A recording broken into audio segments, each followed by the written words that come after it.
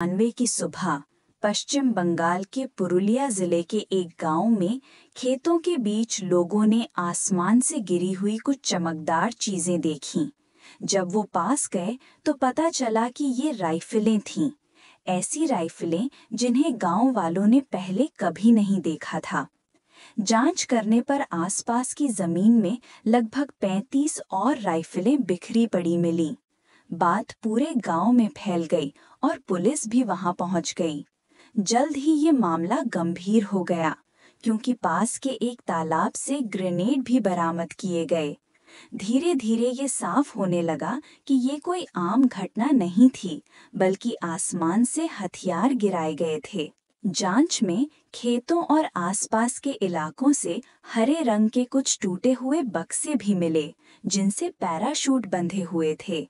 कुल मिलाकर 3 बॉक्स और पैराशूट बरामद किए गए। समझना मुश्किल था कि इन्हें आखिर किसने और क्यों वहां गिराया। थोड़ी ही देर में सेना भी इस मामले में शामिल हो गई। सबको यकीन हो गया कि ये काम किसी विमान की मदद से किया गया है, क्योंकि बिना जहाज के हथियारों से भरे पैराशूट गिरना मुमकिन नहीं था। पता चला कि पिछली रात पुरुलिया जिले के ऊपर से एक विमान काफी नीचे से उड़ता हुआ गुजरा था। शक उसी पर गया कि इसी विमान से ये हथियार गिराए गए होंगे। सवाल ये था कि जहाज किसका था और इतनी बड़ी मात्रा में हथियार पश्चिम बंगाल के इस इलाके में क्यों भेजे गए।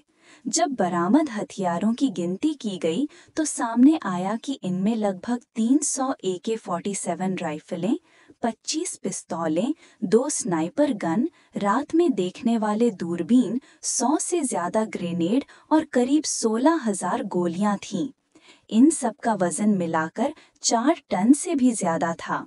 मामला अब मीडिया तक पहुंच गया और हर किसी के मन में यही सवाल था, ये 4 टन हथियार आखिर क्यों गिराए गए और इसके पीछे कौन लोग हैं।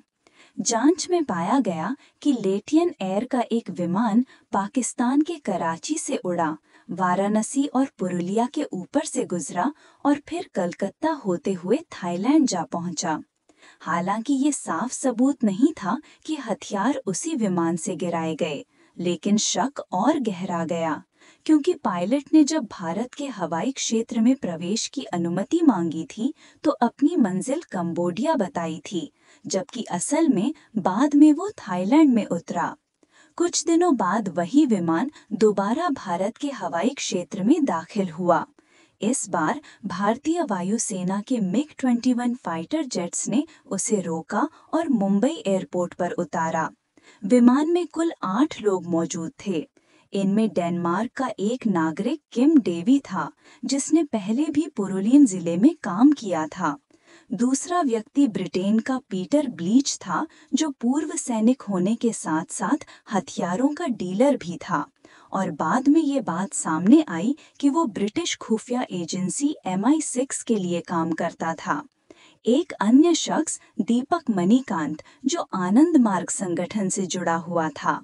बाकी 5 लोग विमान के लैट्वियन क्रू मेंबर थे। कहा जाता है कि विमान मुंबई एयरपोर्ट पर 45 मिनट खड़ा रहा।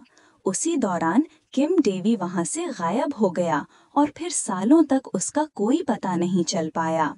जब पुलिस ने 7 अन्य लोगों को गिरफ्तार किया तो विमान से आनंद मार्ग मुख्यालय की तस्वीरें और जले हुए कागजात भी मिले। शक और गहरा हो गया कि ये हथियार आनंद मार्ग संगठन के लिए भेजे गए थे।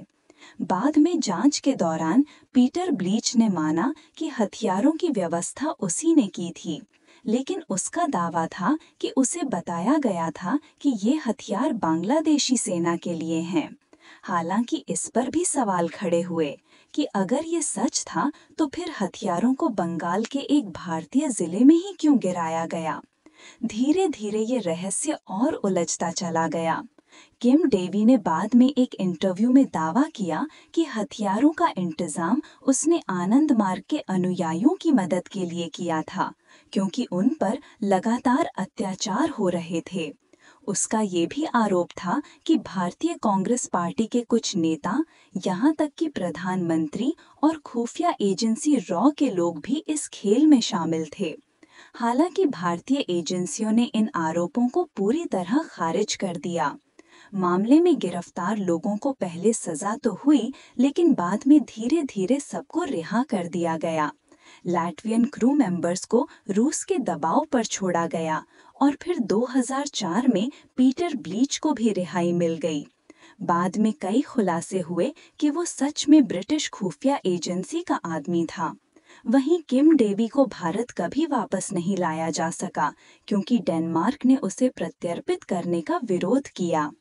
आज लगभग 3 दशक बीत जाने के बाद भी ये राज खुल नहीं सका कि पुरुलिया में 4 टन हथियार क्यों और किसके लिए गिराए गए थे। ये पूरी घटना भारत की आधुनिक इतिहास की सबसे रहस्यमय घटनाओं में से एक बनी हुई है, जहां अब भी ये सवाल अनुत्तरित है कि असली मास्टरमाइंड कौन था और इतने भारी सुरक्षा इंतजामों के बावजूद किम डेवी जैसा शख्स कैसे आराम से निकल गया।